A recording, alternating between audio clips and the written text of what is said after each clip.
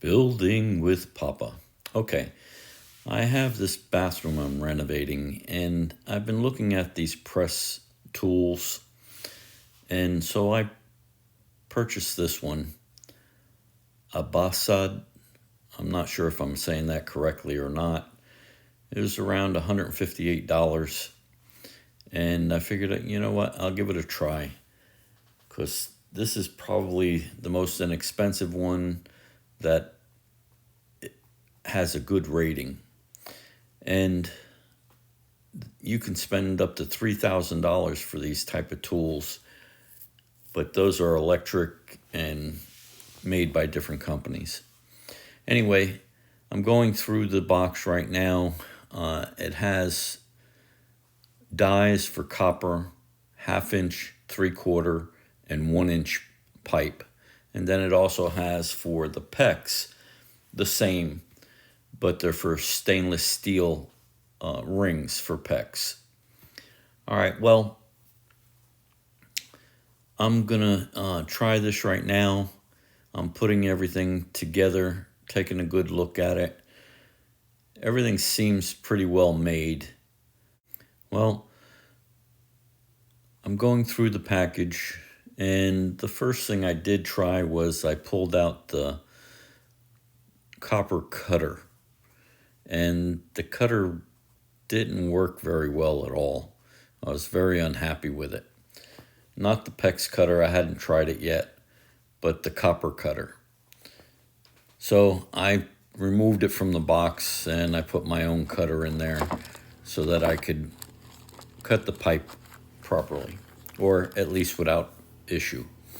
This is the HT950. Has an instructional manual, and it's not bad. So far, I've gone through the whole box. Need to follow the procedures on doing this, especially the tightening switch. And here I'm just going to show you how to put a couple fittings on before I start this bathroom. This is the first time I'm using it. The head is quite heavy, but it actually gets into tighter places than it looks like it would. All right, you pull the pin out, slide the jaw in, then slide the pin back in and rotate it so that it locks in place. Make sure you clean up the edges of your copper, because inside the fitting there is an O-ring, and you don't want to damage the O-ring when you're putting the pipe in. All right, see, like I had forgotten to turn the switch. You need to turn the switch so that it starts the compression. And this is my first one, so it was a little tough. I wasn't quite sure where to place it, what to do with it. But once you do a few of them, you start to realize what you need to do and how to make it function the way you need. You see up here at the jaws, you see it's not completely tight. You need to get that to where it's completely tight. And again, once you do a couple fittings, you'll get to feel the pressure in the pump, and you'll feel it when it's at its end. Okay, right here I'm just learning, and I keep looking because I don't want to overpress it. But you have to get these jaws to completely close. Then you know the fitting's on properly. All right, I don't know if you could see it, but there's an O-ring in there, a black O-ring. There's one on each end so that it tightens up to the pipe. All right, that's good. As you've seen, I had cleaned the copper up really good before I put it in. And now I've put it on the table and pressing it. This is better than what I had started with, but when you're working with the pieces, you may want to have a more sturdy table or even do it on the ground.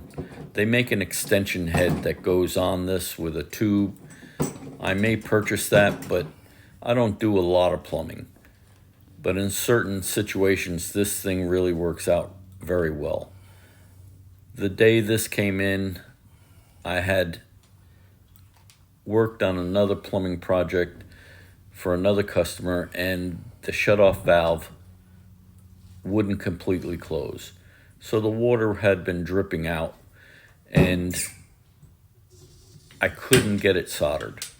So I didn't bring the tool that day. So I left the situation, went and got the clamp, and I put this elbow on. It worked perfectly. The water was coming out slowly, but it was there, and it was difficult to solder. I was able to put this on, and it worked great. All right, here's the shower that I'm doing now. You can see I used all these press-on fittings in here, and it came out really nice. No leaks. I didn't have any leaks on this project with all the elbows and all the fittings that I had to put in. It worked awesome. Give me a thumbs up. Building with Papa. Like, subscribe, and ring that bell.